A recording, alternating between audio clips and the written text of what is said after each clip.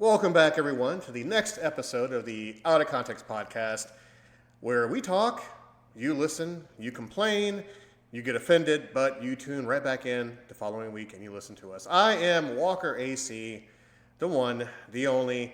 I think I'm the captain of this ship. I mean, this might make her my second mate or my best. I don't know how that works in pirate terms. Ashley Majestic. Hi, Ashley. How are you?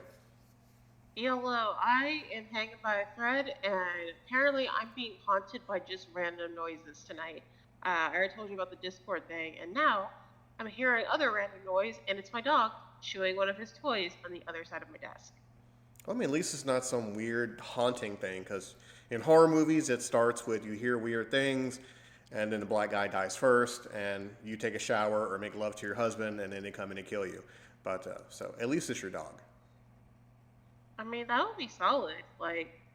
Uh, like if it's just like a haunting, maybe I can get possessed, and it'll be a good reason to call out work tomorrow. Uh, hey, I can't come into work because I'm possessed, and then I just start speaking Latin and very, very aggressively. That'd be really cool. And they're gonna believe it because like there's no way Ashley's that fucking smart to know Latin. So that would work for me. But yeah, okay, now he's left the room. So yeah, I'm just whenever I think I get like a minute of silence and peace, no, no, something's happening. Whether it's on my computer, it's with my headset, or it's my dogs. Next, it's gonna be someone on my window. Like, you got a tree fitting? Well, I mean, to your credit, you are popular and you're quite famous in these parts, so I understand. I mean, I would be envious, but I love my alone time. I love my privacy, so this is why I don't have dogs or kids or anything like that around me. So, and plus, once again, in horror movies, I don't want to get slaughtered or hear weird shit or stuff moving around in my house because I'm gonna have to firebomb my house or just move out in general. So I don't deal with stuff like that. How have you been lately? I mean, I've just been dealing, man. Nothing really super exciting. I talked about the trip to Georgia for my nephew's wedding. Since then, nothing exciting has happened. I went to Springs last weekend.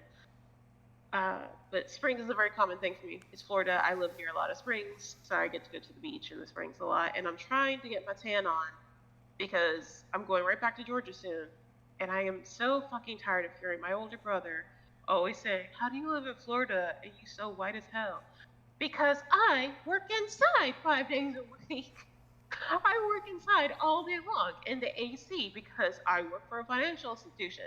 I don't really have an opportunity to get a tan with the the lights inside. Okay, uh, and my brother, he works out in the sun. His job is labor, and he's out in the sun 5 6 days a week. Of course, he has a tan, but I can't stand it.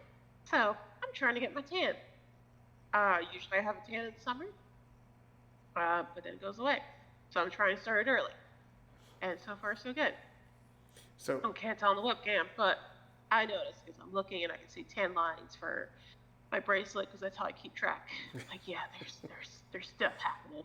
so I'm kind of curious. I mean, because it's no secret that I'm an African American darker type fellow, and I really don't do the whole tan thing because for me, I get darker, and I don't want to do that. I'm Matumbo type of dark. I'm so black, I just appear. No, I really don't want to get darker. But I've always meant to ask, considering you're my white counterpart, do you prefer the artificial tan or just going out in the sun? To you, which is more safer? I never understood that. I've seen people out there with the fake spray tan or going to tanning beds versus the ones who are out on the beach and look orange by the time they're like 50. So both sides of it has its risk because obviously being out in the sun, if you don't take your skin properly and like get sunblock, even for people that naturally tan and they don't get sunburn, they should still have it because of skin cancer. I would know because my dad worked outside nearly all of his life, and in his later years, he got skin cancer on his face and his arms, the spots that are mostly exposed to the sun. Uh, so, for say, even like my husband's from the Middle East. He has that natural, like fucking tan. Uh, he doesn't need sunblock. He rarely ever gets burned. If he does get burned, it's usually his shoulders and his upper back, and that's it. I will still make him wear sunblock because of skin cancer. I tell my brothers about it. I will wear it. Well, because I do turn red like a fucking lobster, and it sucks. So, um, when it comes to artificial tans, Personally, for me, I don't see the point of it. A couple of my friends do it. Some of my coworkers do it before they. My coworkers will do it before they go on a cruise to the Caribbean islands or Puerto Rico or somewhere else. And they're like, "Oh, I will look tan for my cruise, and I'll get an actual tan while I'm there." And I'm like, "Okay, the math isn't mathing for me, but you're paying money for it, and you're gonna. It's the whole you get what you pay for thing. So if you go to a cheap salon, you're probably gonna come out looking like Donald Trump. You pay a good money, and you're gonna have a really nice tan. But there's always this part where like maybe you come out a different shade than you want. You could come out a little bit darker or not as light, and you paid for it. I'm sure the people that work in these salons, they know what they're doing, and they know what skin tone you should get. And then it comes to the artificial stuff. It's really messy. Um, there's a specific like glove you would have to wear when you're applying it to your skin. You have to let it set for so long. There's some products where it's like, oh, it doesn't stain, but you have to be careful what you sit on. Uh, when you sleep, when you take a shower, you have to scrub it off of you. To me, it's too much work. I understand people that don't live in such sunny states, like Washington, Ohio, things like that. It's kind of what you want to do. I live in Florida. I go outside. I stay out there long enough. I will get burned, and I burn and then tan, but I try to skip the burn part. I don't like that part. So yeah, I prefer the natural sunlight and sunbathe uh, rather than artificial stuff. I've never done it. I don't care to do it. To each their own, but it's not for me, and I don't see the point in it. Now, see, I saw old pictures of me when I first moved to Florida back in '86 versus, just over the years, I've become gradually darker and darker and darker. But a whole lot of my associates would ask me, do you sunburn?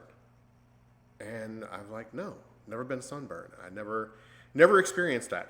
Not to say that it can't happen. I've heard that African American, guys, women, whatever, they can actually get a sunburn. I never experienced it. I never knew what it's like. I've seen, of course, Caucasian or lighter skinned people get that redness, that sunburn, and they describe it as like one of the worst pains ever. Especially, if you knock yourself up against something and you have a sunburn. And then after that, you have the whole peeling process that goes through with that. Now, of course, people are screaming at me going, really, dude, you don't know how this works? No, I don't know how this works. So I'm asking you because, you are much, much more pale skin and you want to have that tone. So a two-parter for you, and then we'll dip into our subject of the day. A two-parter. So when you tan, how do you know that's enough versus getting to a point where you have that sunburn and the pain and the peeling process? Because I understand that there's SPF 30 and 50 and stuff like that depending upon your skin type. But I never knew how that worked. So, again, speaking from my experience, which by the way, I love it when people think like, "Hey, because you're dark skinned, because you're black, do you get sunburn?" Like, you have skin. It's gonna be burnt, despite the color. It is. Doesn't matter like what type of food or food texture I put on the stove or I toss in a fire. It's gonna burn. So I hate that. But there's type of people like my brother. He doesn't get sunburned. My husband doesn't get sunburned. Uh, Jeffrey, who's like I think he got sunburned when him and I went to the beach like years ago. I don't exactly remember, but it doesn't matter your skin type. It's either you're the type that was chosen by God and you don't get sunburned, and there's those like me that you get burned first. Um, it's kind of hard to describe it. Basically, it's typical burn. So, have you ever burnt your hand or something on a stove or Of course. grease or something, and like not just simply a little splash of grease, like full on, like you've burned yourself. Yes. So it's like that. Um, I would say so. Depending on what type of burn and how long it's there, but it's painful. You feel the stinging. You don't want anything to touch it. It's very irritating to your skin. Um, so for me personally, when I'm sunbathing, I'm at the beach. For myself, I use SPF 50. 30 is not enough for me. 70 is too much where I'm not going to really get a tan. 50 is enough where I'm not going to get a great tan, but I'm not going to get burned either. Now wait, Uh, I don't mean to for, interrupt you. I don't mean to interrupt. Now you said 30, 50, stuff like that. Is that like the levels of how strong the suntan is against, that's how strong the lotion is against the sun? Yeah, it's like SPF. It starts like you can go as like low as 5, but 5 to 100. 100 is basically for people with skin cancer or very delicate, sensitive skin. Uh, like my dad, when he realized he got skin cancer, so anytime he was in the sun, he put SPF 100 on his arms and face. I've been trying to get my brother to do that. He doesn't listen because he's an idiot. Um, so I use SPF 50 for myself. Now, when I'm in the sun, like most standard sunblock instructions will tell you every 80 minutes. For me, I will do every hour to hour and a half, which is basically normal because hours like 60 minutes. I'll try to stay as much as I can. Uh, but it can also be noticed by people around you. They'll see, because sometimes you might even notice or feel it just yet. But because you're laying in the sun, you're going to feel warm and hot. So I can tell you your face is really red. That means a burn's going to come. So I need to start applying face, try to get my face out of the sun now. Your shoulders are red. And sometimes you start feeling heat more in a certain area than the rest of your body. Like, okay, sunblock was now applied to that correctly. For example, like my friend Veronica, she white. She is super, super white. Uh, and she does not tan at all. She tries so hard, and she cannot get a tan. That's just the skin type that she has. She cannot get a tan. She'll get burnt, and then she goes back to pale. That's it. Uh, so I try to be careful there because she does burn easily. And when I see that she starts to get a little pink, I'm like, all right, I'm applying more sunblock on you, homie, because you need it. And a few weeks ago, I went to the beach, and obviously I can't do my back by myself. So I asked her to do my back, and she didn't really rub it in like she was supposed to. And I kind of told her that. She's like, oh, no, you're fine. My back was sunburned. Uh, not to a painful degree, because I did reapply constantly, but she could have rubbed it in better. So now what I tell people, aloe vera really works. Aloe vera works for dry skin, burned skin. It doesn't mean you have to be sunburned. Any type of injury you have, aloe vera is amazing. So I have like 3 bottles of aloe vera in my house, at all times. Uh, it's very cooling. It feels amazing when you're putting aloe vera on your skin, especially when you have a burn. It's not like, oh, I'm just gonna do it this once. No, you be consistent with it. Like not every 5 minutes, but it absorbs into your skin, let it cool off. Maybe in so many hours you can apply some more. I will apply some to my face because I get dry skin sometimes. I have psoriasis, and it helps. It actually will help prevent your burns from getting worse, like more red. Um, and sometimes if you apply enough of it, like at a good consistency, and in moderation, I haven't had the skin peeling issue for me, and not in a long time. Another thing is when you're sunburned, you want to get in the shower, and you want it to be cold water because it's going to feel great on your skin. You want it to at least be room temperature water. You want it to at least be room temperature water. I don't want to say hot, but warm room temperature. It helps ease the burns. Like whenever you get burned, you burn your finger on the stove. People immediately want to put it under cold water. That makes it worse. Warm water will helps burns. The other weekends when I came back from Georgia and I went to pick up my dogs from the boarding place, my dog Odin was super happy to see me. And he was super happy because he did not get his nails trimmed because he fought with the people and he was like, it's not happening today. But that was the first time ever. He was like, I don't want to get my nails trimmed today. So he greeted me, and with him being a German Shepherd, they're very handsy. They want to put their paws up all the time. He did that to me, and he put a long scratch down my forearm. That shit hurt. That shit stung. I come home, I immediately applied aloe vera to it. The sting went away. I probably did it 1-2 more times over the next day, and it went away. And I do have still a little thin line, but it basically from the first time I put aloe vera on it, I didn't feel the sting anymore, and it heals quicker. So I'm a big, huge aloe vera person, and I like to buy it as natural as it can be. Like there's some bottles like you pay a lot of money for, whether it be 100% aloe vera, which you mostly get from like farmers markets or private sellers, which it's basically you get your own aloe leaf, you open it up, nothing but the gooey gel stuff. Uh, you pretty much just strip that all out, put it in like in a blender, let it blend. It turns into like just like a little. It's still gooey, but that's all you need. You don't need to add anything else to it. Uh, so other companies they'll put more chemicals in it, but there's some that's like, oh, it's 99% aloe vera, and they'll be like 1% of like some type of preservative or anything like that.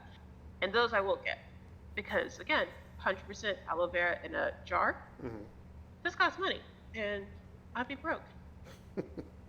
So a question for you, and then we'll go on to other things. Now, actually, it's actually very informative because, summer's coming up. It's basically already here. It's 94, 95 degrees outside, and not a whole lot of people know about, the ways of sunscreen, how to protect yourself. So my final question is, when you get a sunburn, now obviously I really can't ask you how bad the pain is because there's really no way of saying it feels like this or feels like this. Once that pain is over and your body starts to peel, the peeling process, depending upon, I guess, your shape and your form, may take, a couple of days to a week for the old skin to fall off and come back. Are you supposed to peel that skin off yourself or just let it fall off gradually? Do you apply anything on it, or how does that work? I think I for sure know you're not supposed to peel it because you could probably do more damage because you're probably peeling more than what you're supposed to. I don't like to peel my own skin. I think it's disgusting. My husband wants to peel me. Like, if it's on my shoulders, and he's just like, let me pull it. I'm like, no! Because sometimes when you're pulling the skin, like, yeah, it's dead skin, and it doesn't feel like it, but then you start pulling it enough, you'll start feeling a sharp pain because now you're pulling to a point it's like, oh, this is now my skin. That's why you're not really supposed to pull it. You're supposed to basically apply, like, moisturizers, or you can apply a body scrub. Body scrubs are good for dry skin, even if you don't have a sunburn. Like a body scrub, you can use your own hands. Okay, that pause was because my dog just launched himself into this fucking room. I don't know how he did it, because he has no opposable thumbs that I'm aware of. It's just like I just saw a toy launch from my doorway to between my screens down to the floor. And then he just like jumps into the room after it. So that took a pause. I think he wants some attention. But body scrubs are good because it helps take off that dead skin easily without peeling it and doing more damage. You can apply moisturizers, more aloe vera. Those are my personal recommendations. Obviously, because when it's podcasts and internet stuff, I am not a dermatologist. I am not an expert. I am simply saying from my own history, my own experiences, this is always what's worked for me. Will it work for you? Who knows? But it's mine. Now, of course, I need to say that. of course, you mentioned aloe vera. I won't have to worry about that anytime soon. So, but of course, once again, this will help the average person out there being suntan. Have you heard about oil pulling? I've heard about oil pulling like for your teeth. Yes. Now, yeah, I've heard about. Actually, I've done it. The Guru Nada product. I've done that. It does work. I just haven't been consistent with it. But I saw some differences in it. I did it for like a month. And obviously it hit TikTok like a year or so ago, and everyone was doing it, so it was sold out, just like the goat cheese and grape tomatoes trend. You couldn't find fucking goat cheese anywhere. That's what I hate about TikTok trends. Yes, a lot of it's very informative and really great, but damn, I hate it when shit blows up and you can't find it in fucking stores. Like, for instance, Kewpie mayo. I love Kewpie mayo. It's basically like a Japanese mayonnaise, and it tastes so much better. And I have been using it for quite a few years. And of course, it blew up on TikTok. Mm-hmm. A lot of stores don't fucking carry it anymore. And so I'm going to gatekeep. I'm not saying where I get my shit from on this podcast. but I know a place where I can buy it without buying it off of Amazon online, and they still keep selling it, and it doesn't go out of stock. So, fuck you. Well, I fell down the TikTok trend because it kept coming up for my page. I looked at it and I'm like, okay. And of course, once again, people who know me, I know I'm a hypochondriac. I constantly am concerned about smells, especially my own. So I looked up the oil pulling, and of course, when you click on it one time, it's going to show up 1,000,001 times. So I was a sucker. I went on Amazon, ordered it, got it, tried it out, and you are correct, it works. I've been doing it for over a month. My teeth are whitened, feel a little more healthy. My gums are a little more healthy also. So I ran out because I got a 2-month supply. Went to Walgreens right down the road, 1 bottle left. Bought it, Yep. bought it quickly, picked it up, excuse me, and I use it. It's horrible tasting, of course. Now, of course, just to explain to listeners out there who haven't tried it yet. It's Gourage, it's oil pulling. It's this coconut oil treatment, and you take a little cap of it, and you gargle it at least 2 minutes, most 10 minutes. Do not swallow, do not spit it in the sink. Despite what you were taught. Yeah. Despite what you're taught, you spit it in the toilet or in a trash can, and then you brush your teeth. After a while, you will see the difference. You'll see a brighter smile, much more healthier teeth. I didn't fall for it at first, but I did some research. Once again, I got it. It's been working perfectly. The only downside to this, it's thick and it's horrid tasting. So the moment you spit it out, brush your teeth. I do it twice a day. In the morning, when I get up, and I do it at night before I go to bed. And I love it. It's a great product, so I'm going to shill it a little bit. Gourage, on Amazon, it cost me $12, but at the local Walgreens, it was like $12. So definitely something worth. So now you have tanning advice from Ashley Majestic, and you have teeth advice for Walker AC. So here we go. Talking about health. This is what we do. So I'm going to kick it back to you because health is an important thing. And as we get older, our body gives us slight little aches and pains here and there. And you've experienced that at your young age of 28, you are? Okay, yeah. Don't you mock me. Actually, while you're talking about that, I pulled up my Amazon so I can order some Granada because it's been a couple months since I had it. I'm like, this stuff was pretty good. I'm gonna bring it back. No, it was a good product. And actually, another product I like for my toothpaste and mouthwash is called Parodontax. It's I got it. So I got my teeth cleaned like you should every year, but obviously I don't do it every year because I'm not a good noodle. Um, but the last time I got my teeth cleaned a couple years ago, my dentist gave me Parodontax, like toothpaste and mouthwash, because it's good for cleaning your gums and your teeth and plaque and gum repair, all this stuff. And it does. It's really good. Typical like minty-ish thing. Obviously, you don't swallow it, uh, but it is a good product. So I'm also ordering the Parodontax because I've been splitting the Crest White tube with my husband because I've just been lazy. Yeah, so are you going to send me a link to that? Because I'm going to order that. I need to order some more Gourage. Also, it comes with a tongue scraper. Now, I was never a big deal when it comes to tongue scraping until I was talking with my son, and we said something, and I laughed, and he's like, Dad, your breath smells like shit. Ever heard of a tongue scraper? I'm like, geez, son, thanks. Number one, fuck you. Number two, yes, I will give it a shot. And yes, it comes in quite handy because I do a whole lot of speaking at my job. So I'm always, mouth rinsing and stuff like that. So tongue scraper comes in very handy. The Gourage has like I don't want to say iron tongue scraper, but it has like a decent tongue scraper I use. I have like 2 of them already. So, and oral hygiene as you get older is definitely a must because I've been around people whose breath smells like feet or just rotting ass, and it's a horrible thing because the breath creeps into your mouth and you feel like you have that same taste in your mouth, so you have to go home and brush your teeth or pop in a mint. Not a big mint guy, but the tongue scraper, the Gourage coconut oral rinse is really good. So I'm going to try out the toothpaste also. So I'm going to grab a link from you after the show and probably order it tonight before the night's over. So as we go back to the learning tree, as what we do, talk about your little aches and pains there, Ashley. Okay, so the age-old popular conversation is we're getting older. Uh, Before we started recording this episode, Adrian and I were both working through technical difficulties. His camera wasn't working, and then all of a sudden my headset decided that it was going to die. And due to recent events, my cords are like just fucking not around at where I need them. Instead, the wrong ones are here.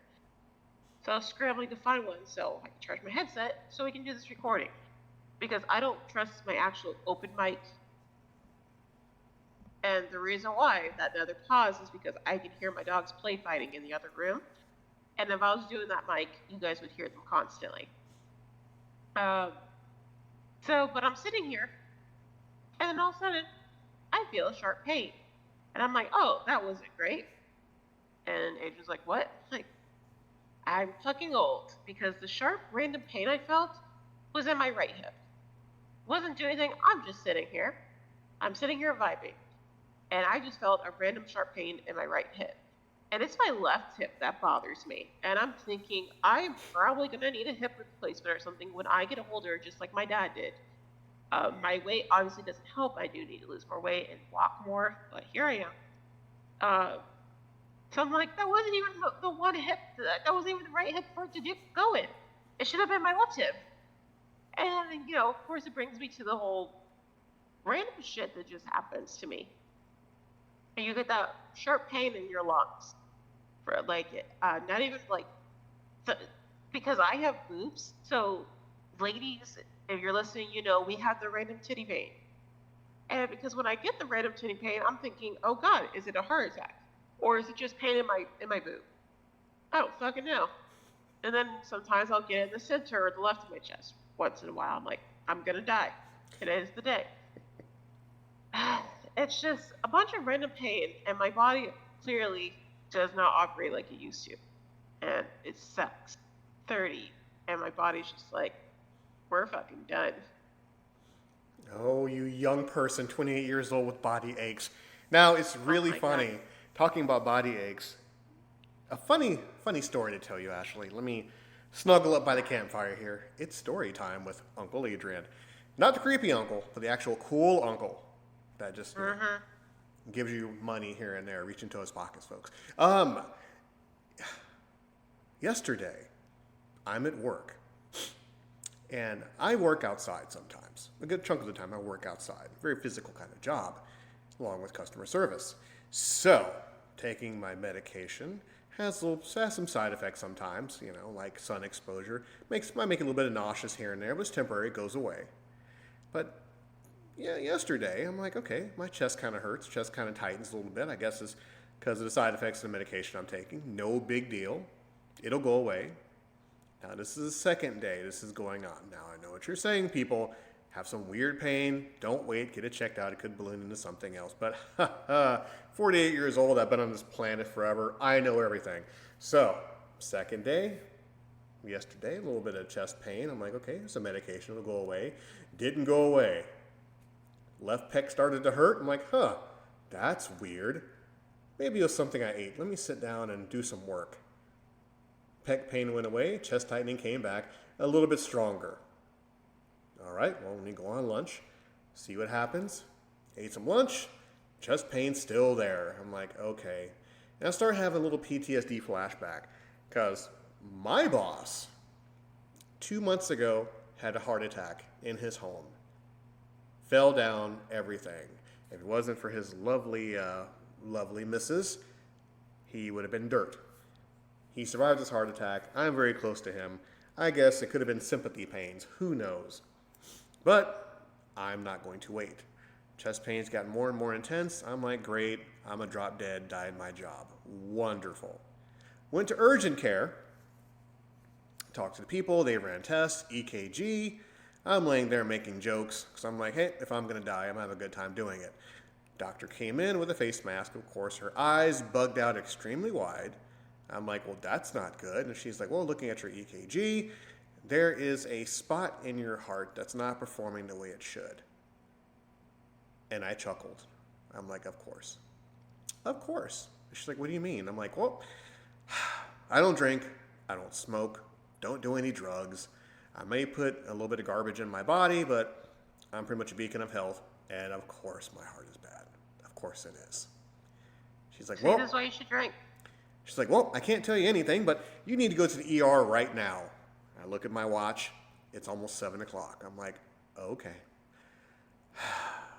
Fast forward, get to the ER. They hook me up to another EKG. They're like, oh, it's the same reading. Okay, we'll get a bed ready for you. I'm like, excuse me? Like, yeah, we're going to get a bed ready for you. So put on the gown. Let's go. Ass cheeks hanging out. I'm in a gown. It's nice and cold. This all happened yesterday. I'm sitting in the hospital, in the ER, from 7 p.m. to about almost 1 a.m. Yep. Test, EKGs, CAT scans, body scans, fluids, blood, more blood, more blood, more blood, you name it. I gave a lot of blood. And of course, people are asking, Walker, were you concerned? I'm like, no, not at all. Story of my life, weird things happen, and I'm a beacon of health, so of course I need to drop dead, so it's fine. So after waiting for 5 hours and multiple tests, they're like, well, some good news. Your heart is fine. Your head is fine. Your body's fine. I'm like, so what's with the chest tightening? What's with the pec hurting? Oh, well, you have muscles in your chest. They might have been stressed from you lifting things or your work or how you go about handling physical labor. So it'll give you some anti-inflammatories and you can go on home. So you best believe for 5 hours waiting in the hospital in the ER with a gown on, with stinky feet, dirty work clothes, my ass hanging out of a gown. Yeah, and I carry around an IV when I have to go to the bathroom because, when your body gets nervous, you have to pee a million times.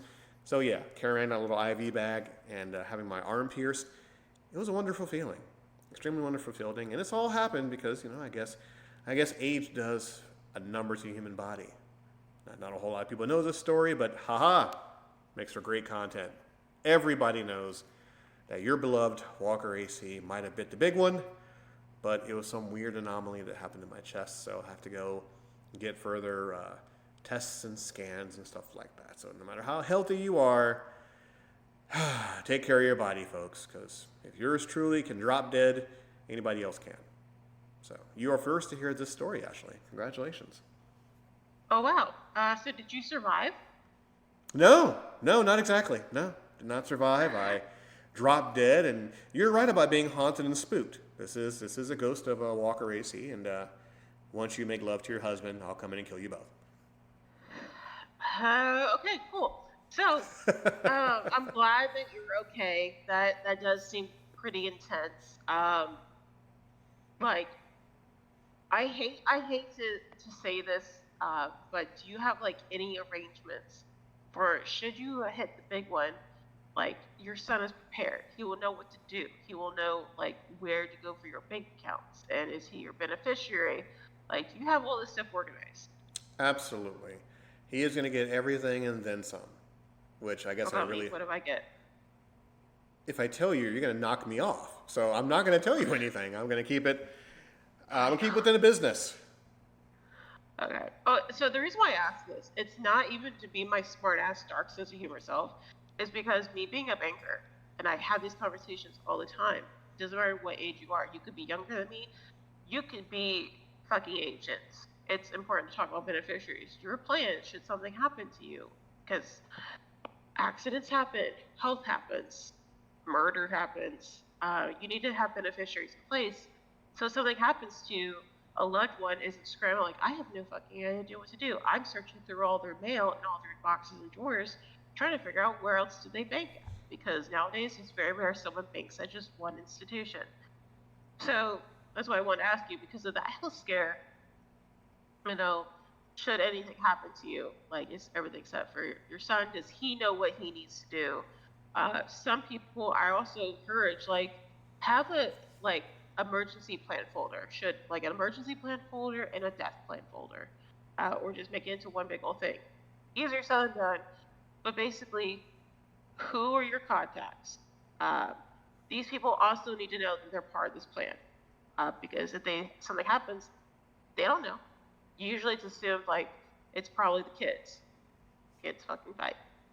Uh, but it's just kind of like, okay, these are where I have accounts at. This is who I have these bills with. Uh, so they're not scrambling to try to figure out. So that way they're just simply calling saying, hey, this guy's dead. Here's the copy of his death certificate. Bye.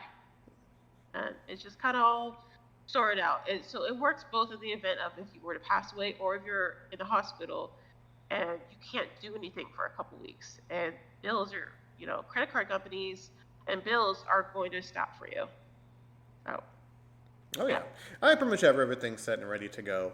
It was, it was a humbling experience. It was an extremely humbling experience because I thought, okay, just turned 48, happy with everything. I'm at peace with everything. I'm a very zen person, which everybody loves and hates, and I'm like, I'm gonna drop dead of a heart attack. Really, really, guys. And I found the whole ordeal funny. Was I scared? I was more humored than I was scared. Because I'm like, the sweet irony of it, it never holds more true that the good die young, but the pricks last forever. And I'm like, great. I'm one of the good die young. Wonderful. So yeah, I have everything planned out if anything else like that happens. And it's an interesting experience because I obviously know that, I'm more closer towards the grave than I am away from it. And I try not to think about it, but of course, you get forced to think about, stuff like that when it happens. And in the moment where you have no idea what's going to happen and what your next reaction is going to be and how your loved one's going to act, and all I can do is sit there on that lovely, lovely cold bed with my ass hanging out, playing on my phone, just playing Bejeweled. I'm like, okay, if it's going to happen, it's going to happen. I'm not going to watch TV. I'll just lay there and play Bejeweled and listen to that beeping sound of my heart, till I get the little flatline signal. Then I'll freak out a little bit, but after that, not really too much I can do. So yeah, it's wonderful. So see, Ashley, what we've done today, we talked about skin health, oral health, heart health. This is what we do here in the Out of Context podcast, other than the dick and fart jokes. Yeah, man, we're making education here. So for me, like my near-death experience that I had, but this is when I had COVID. This is like during the heart of COVID, the pandemic, regardless if you believe it or not, shut the fuck up. I did get COVID, and I got it very, very bad. I got COVID 2.5 years ago, and it hit me really hard. I remember going to work one day, and I was just not feeling good, and it felt like worse than the flu, and I managed to be at work for 2 hours before I finally got to go home, and I had to drive an hour back home, and went to the urgent care, that night when my husband came home, and yep, I got that diagnosis. I had a feeling because it was hard to fucking breathe, and I felt miserable.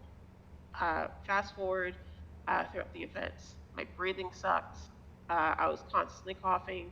I had zero appetite. I could not even eat anything. If I ate something, I immediately threw it back up. I could not keep anything down. Even something as small as like a cracker. I could not do it. Like the only thing I was living off of was Gatorade.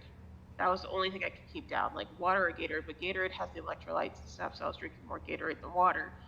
But those were the only things I was keeping down. I didn't have the taste. I couldn't smell shit.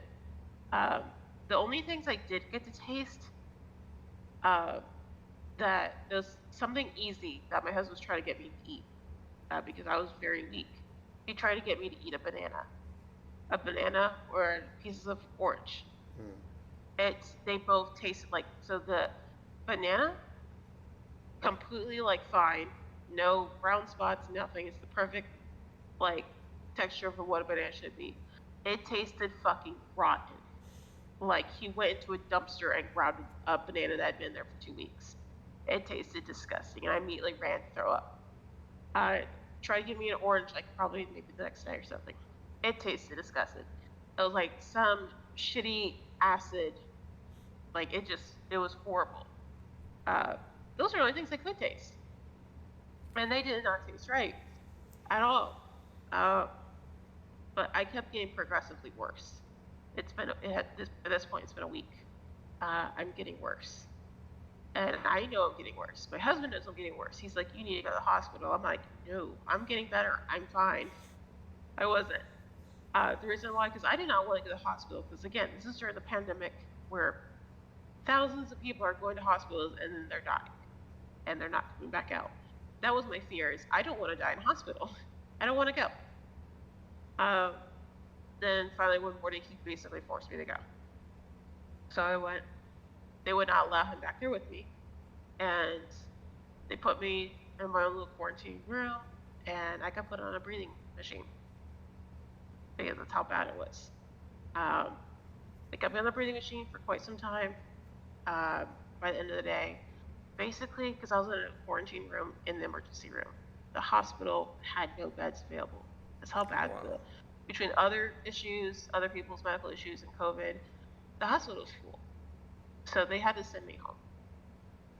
But I only live 5 minutes from my nearest hospital. So they sent me home with a breathing monitor. And basically, like every 3 hours, I had to check my monitor. A nurse from the hospital would call me to know what my monitor was reading, what number it was. I think I wasn't, if I went under 80, I think was the number, I had to go right back to the hospital. So they would call me every 3 hours to check. And when they would call me, if I didn't answer, they would wait a few minutes and they would call me a second time. If I still didn't answer, they would, this didn't actually happen, but that's how they explained to me. The third time and I didn't answer, an ambulance is coming to my house. So I did that. I was on that breathing monitor, doing breathing exercises. But yeah, I almost died. It was so bad. I'm still very traumatized by the experience. So anytime I get, for like the first year, I had COVID a total 3 times, but the first time I got it was the worst.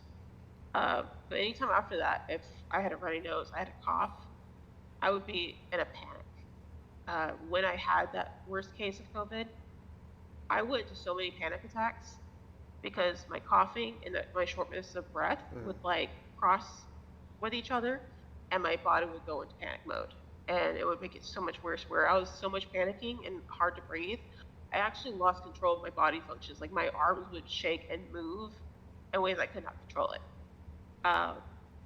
So yeah, anytime I got sick for the next year afterwards, fucking traumatized. I lost 75% of my hair because of it. And now that I have my hair back, I am still super uncomfortable when I shed hair. I have thick hair, thick, long, and wavy hair. I shed.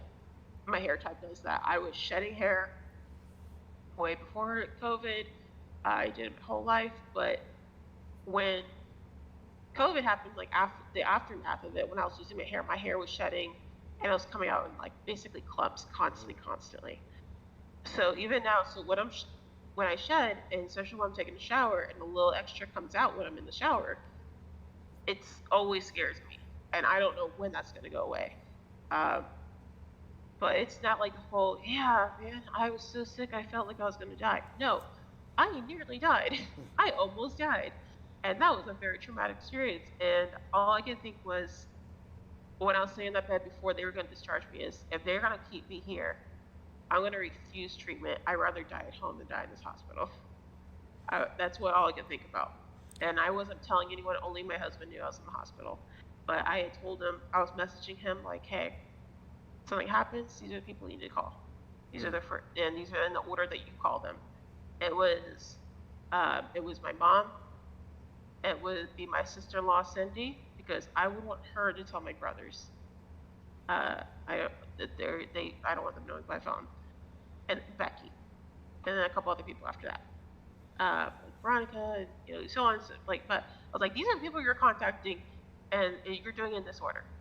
So I was like, and I wouldn't be buried with my dad.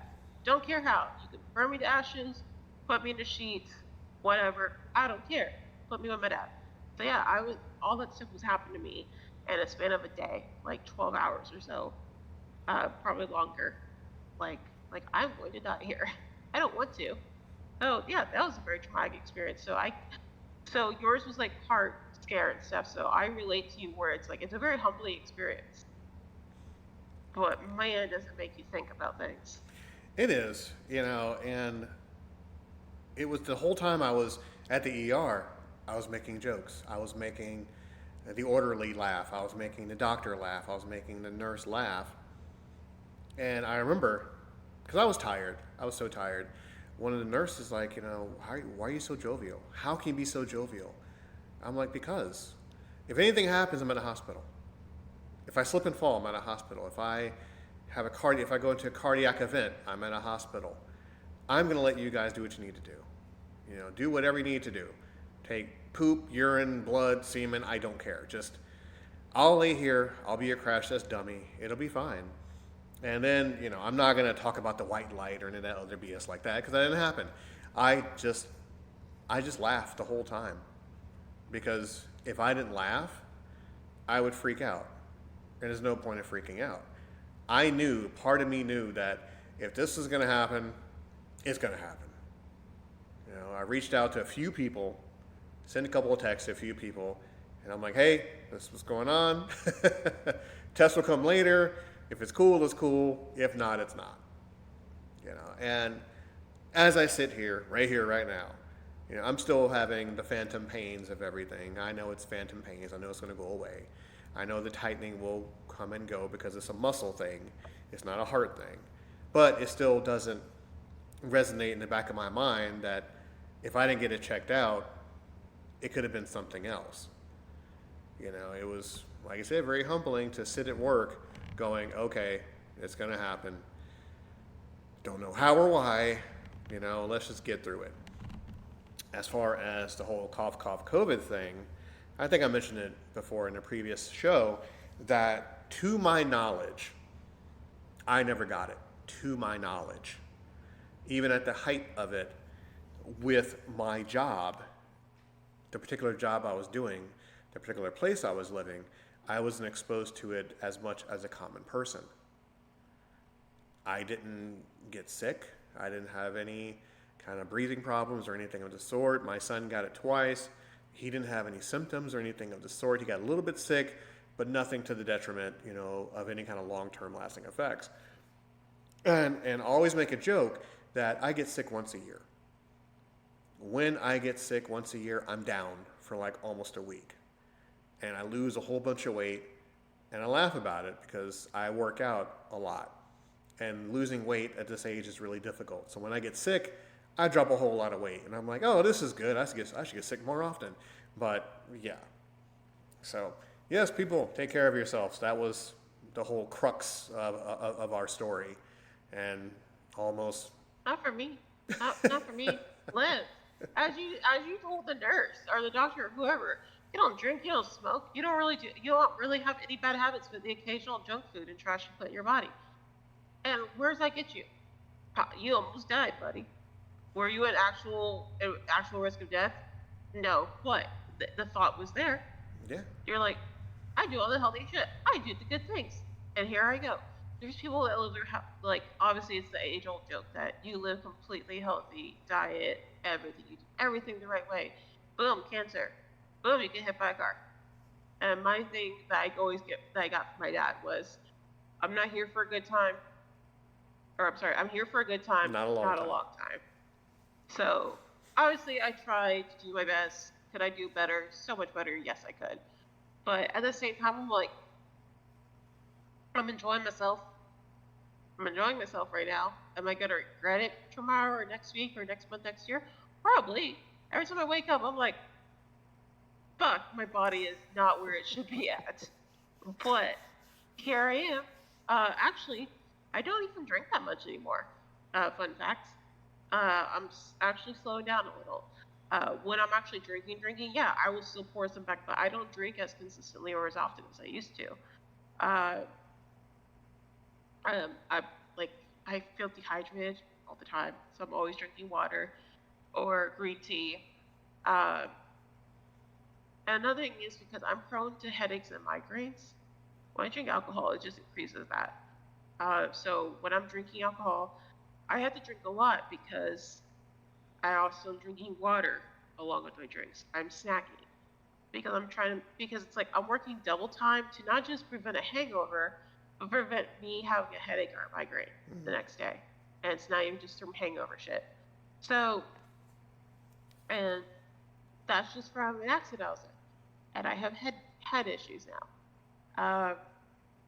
But yeah, I take care of myself in that way. I'm not a smoker. I don't care to smoke. Do I do the occasional like puff puff pass when the opportunity strikes me? Sure, but I still don't like smoking. I hate it. I hate the feeling in my lungs. I hate the feeling in my throat. Giggity. Uh, I don't like smoking. I've born and raised around smokers. I don't like it. Drinking is my vice, and even then, that's slowly slipping away. And I need to find something else. Maybe that's why I'm playing video games so much nowadays, because I don't drink as much. It is interesting. Yeah. I got home last night. I had Taco Bell next to me. Big mistake. I digress. And I sat down and I had that moment of clarity. I'm like, okay, this could have happened. I'm not going to exaggerate. I'm not going to say almost died. No, I'm not going to exaggerate because that wasn't the case. I'm like, if I did all this clean living and the probability of this happening, I might as well just start doing drugs. Just start doing drugs, start smoking, drinking.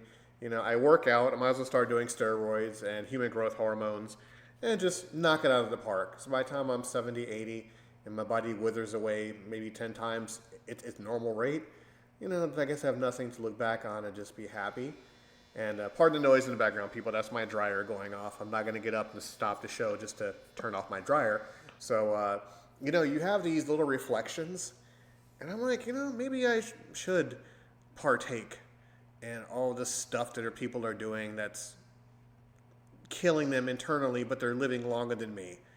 I don't know. It's just one of those little, life conundrums that I'm having. Mm-hmm. Um, that's so. You speak of the clean eating and clean stuff. You can drink now, and also you still owe me. So because clearly I did not do a big whole 30th birthday thing. I ended up just being over it. I didn't want to do it through shit that was going on in my personal life, and I said, "Fuck it, I'm going to Savannah, do my birthday there." And even then, that didn't go as I planned because someone else just pretty much derailed all the plans I spent like a month making. The good intention was there, but it was derailed, and I was pissed. But no, so Adrian is going to have 2 glasses of wine for my birthday this year. Not one, he's going to have 2. Like a real daredevil having 2. Well, I do have wine. I'm not going to lie. I have a cold bottle of a Merlot in my fridge. I've had 1 glass a couple days ago when I had an upset tummy. I was told to drink a glass of wine and you'll be fine. And now, once again, having that midlife crisis. So I just start drinking now, but now I'm like, no, I can't do it because my job likes me. They trust me, so I'm not going to become a drinker. I don't want any smoke in my lungs because it just sounds gross. And I've been around smokers, cigarette, pot. I've been around people like that. And I don't want that crap on my clothes. And I don't want to do any drugs because I have so many inner demons already. I don't want to take any kind of drugs and bring that stuff out and then wake up in jail and I slaughtered 15 people. No, I don't want to do any of that stuff like that. So I guess I should just remain that boring guy that does podcasts. I might take a leap and just get married to some random person and say, fuck it. Well, who knows? I'm just, I survived this little bout. So now I have to find out what the next 20, 30 years has in store for me. So it's definitely entertaining. Can I tell you what's in store for you later this year? Uh-oh. Sure. So, because obviously, triggered my birthday. This year I would like to do a party because the last 2 years I went to Savannah. So this year, maybe I'll travel, but I would like to do something, a celebration this year. And what caused me to I'm doing a fucking party this year at my house is because I'm stippling on Amazon during my usual searches, I come across these party decorations. And these party decorations have a specific theme. The theme being Post Malone party decorations. Post Malone party decorations, like they're like you think of the party decorations, they're on his face is on the balloons, this, that, like the whole shebang. And I immediately sent the link to Veronica. I was like, "This is your job. This needs to happen this year. I need you to do this for me." And I'm going. And I have a timer on my phone to remind her every single month because she has failed me. And I will tell you this because I constantly remind her of how she's failed me. The last 3 years, I've told her there's only one cake I've wanted because I saw it on TikTok a long time ago. And I told her, this is the cake I want. And each year she fails me and doesn't get it for me. The cake I saw was it's just a cake. And the writing on it's like, it doesn't say happy birthday, so and so. It just says you're 1 year closer to seeing your dad again. Oh.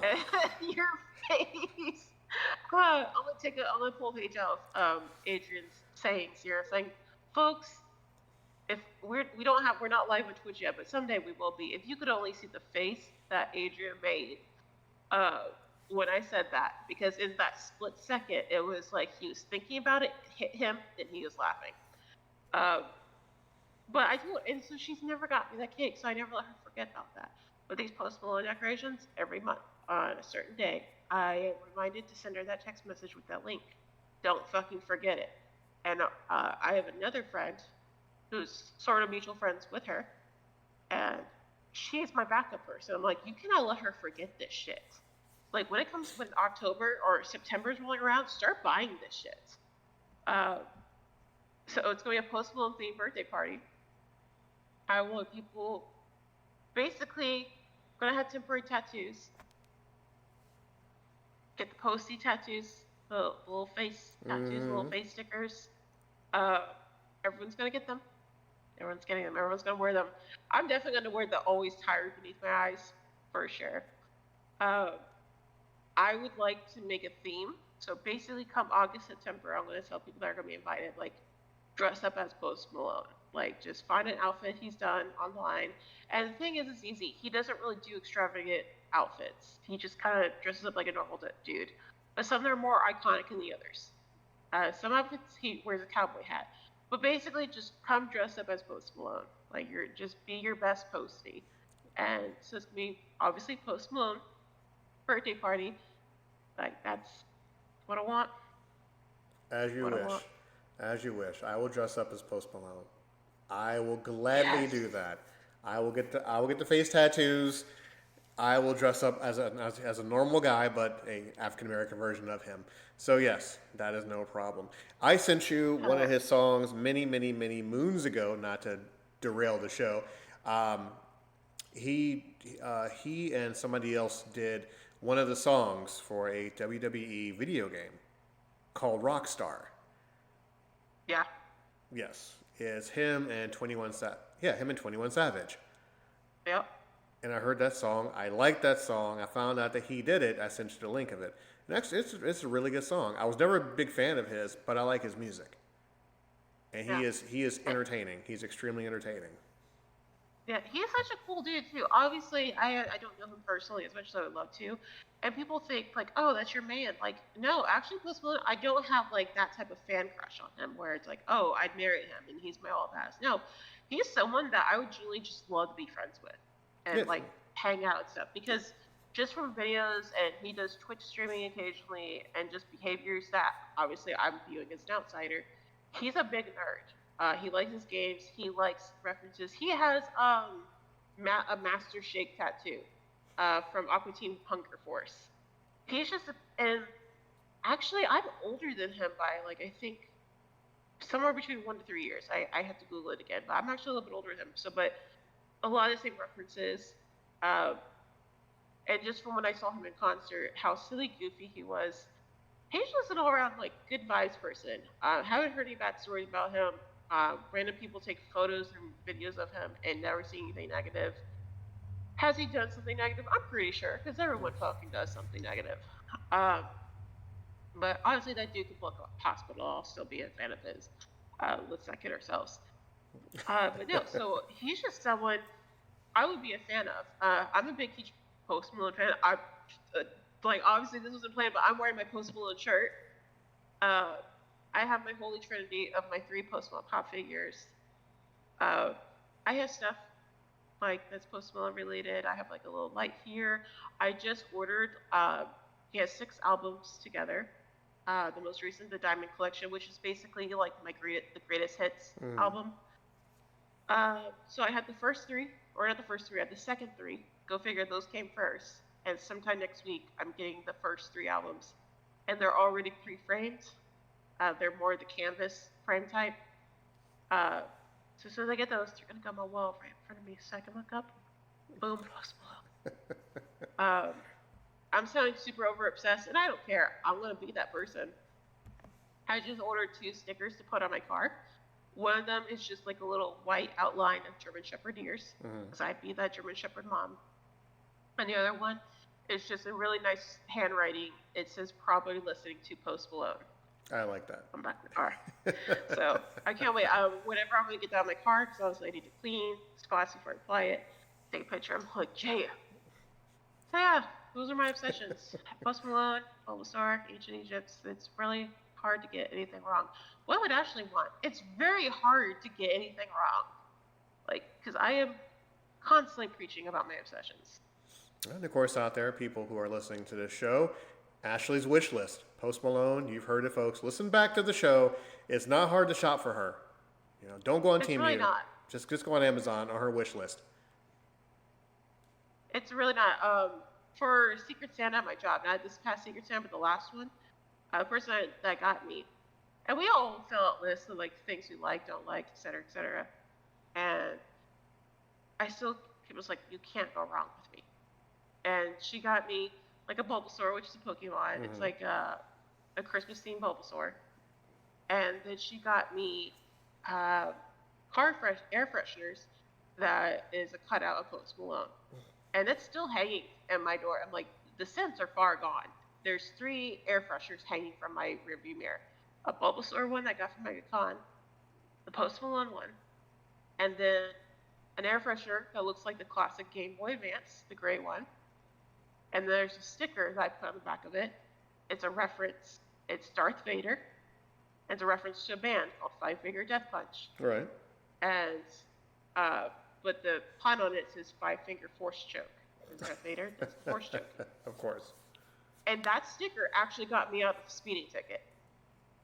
So that's my lucky, so those 3 stay up there. That's my holy trinity in my car. They stay there. Even when I go to another car, they're going with me. They're going to the next car. It's the simple things to make her happy, and that's what we like.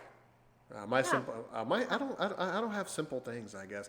I'm not a materialistic person, so I don't have a whole bunch of little knickknacks to keep me happy. But I guess. I'm so concerned, when in doubt, I can just get you a box of apple fritters. With the way my body is nowadays, I may have to actually turn that down. But maybe a brand new podcast microphone. I don't know yet. Who knows? Maybe a podcast deal. Who knows? Eventually we'll be. Anyone out there listening? Podcast deals for Adrian? If you know Post Malone, just let me know I'm a friend. I'm not going to be a crazy obsessed fan that's trying to have his kids. Just want to be his friend. Oh, or we have him on the show. Oh, that would be an in-person. I couldn't do it. If we did, honestly, of oh yeah, he's going to tap in. He's going to be on the podcast with us. Dude, I wouldn't be able to talk. I would not be able to talk. I know for a fact I would probably freeze up, like I did with Tom Hiddleston. I would, probably Post Malone would probably get more out of me, honestly, just because it's the vibes, where Thomas Hiddleston is, that British man, and, obviously it's, in and out. But yeah, I would lock up. I'm like, yeah. I wouldn't know what words are. For the first 5 minutes, I would not be able to talk. I would probably go from the stages of can't cry or can't talk to constantly crying. It was definitely interesting. And of course, people, you can't see this, but when I looked at your social media page, with you with that fangirl, glassy-eyed look and that big Cheshire grin on your face, standing next to one of your heroes, it was definitely quite entertaining. Oh my God, So, yeah. And obviously, I talked about that yes. in February when we did when I went to the MegaCon. Still a wonderful experience. Still probably like one of the best days of my life. I would do it again, but MegaCon's coming up. They're already selling tickets for the next MegaCon. I can't wait because I like to walk around and do MegaCon stuff. And this past year I couldn't because Tom Hiddleston, again, no regrets. Tom Hiddleston could probably be there again this year, and I probably won't do it for a second time because I spent nearly $1,000 to do everything with him to get that autograph, to get the photo op session, to get the copies, to get the frame, to do the event where I'm sitting in the audience for his live event that he was doing for like over an hour. $1,000 well spent for me. Wow. But probably would not spend that kind of money and spend my entire day doing it all over again. I would be like, okay, I can get another thing autographed with him probably, or if I'm slimmer, I might do another photo op with him, but maybe one thing, but not all of the above. You know, these are simple things in life, and I really should do a MegaCon one day. I really should. I've had offers to go, and I've always turned it down because I'm not really Do it. Go on a Sunday with Jeffrey and I, because Jeffrey and I go every year, and we always go on a Sunday. And Sunday's the last day. Obviously, so every year, MegaCon is from Thursday to Sundays. Thursday, Friday, because it's the first days, they're packed. Saturdays, definitely, because everyone's out of school. People are off work. Saturdays is just, it's insane. My friend went for the first time this year on a Saturday, and that poor girl. And I'm like, you don't go on Saturdays, especially your first time. But we go on Sundays. Obviously, is it crowded? Of course, but it's the last day. Usually, you'll get the weekend people, like the celebrity guests and stuff. They're there for Saturdays and Sundays. You still have the vendors, but because it's the last day, they're usually cutting down their prices. Because you'll see handwritten signs like, buy one get this off, or buy one get one free. So you get the vendors cutting down the prices because they're trying to sell as much merchandise, so they don't take as much back with them. So Sundays is my go-to, and they're already selling tickets because they're doing it in February next year, like early February. So yeah, you're gonna go. You can go with Jeffrey and I. Oh yes, I would. Might as well. Might as well try something new. And of course, trying something new. Don't forget, people. Go to walkeracexperience.com/mobile. That's our own personal website to listen to all the current shows. Of course, Walker AC 76.podbean.com, where you can find every single show that we have done, past, present, and of course, future. But we thank everyone for listening to the show. Ashley, what can they find you if they want to reach out to you and maybe add on to your Amazon wish list? Ashmajestics. You are not gonna find that on my Amazon, but no, Ashmajestics. Instagram, Twitch, Discord, Amazon, Twitch, Discord. Yeah, I think that's it. Yeah. There we go. Right. And of course, you can find me on this channel here. Also, 21 free different apps where you listen to all your favorite podcasts. And of course, our website, our merchandise, cafepress.com/WACE. We thank you so much, everyone, for tuning in to another episode of the Out of Context podcast, a more educational episode than more of a raunchy offend your mother type show. Next week, I think we'll make up for it. So, as we sign off for the night, what do you have for us? What has 4 wheels and flies? A car. No, a garbage truck. Wait a second. No. I think I might have to explain that one. I'm taking that rim shot back. It's 4 wheels and flies. Oh, wheels, gotcha. and they have flies because of trash Yeah. and garbage. See, you ruined these things. You ruined these jokes. It's no longer funny. It's no longer funny. Okay, well, hold on. I got one for you. And this might get us canceled, I guess, probably. What's a word that starts with N and you don't want to call a black man? What? Neighbor. Good night, everyone. Okay. Good night, everyone. Thank you. Okay. Thank you. Thank you.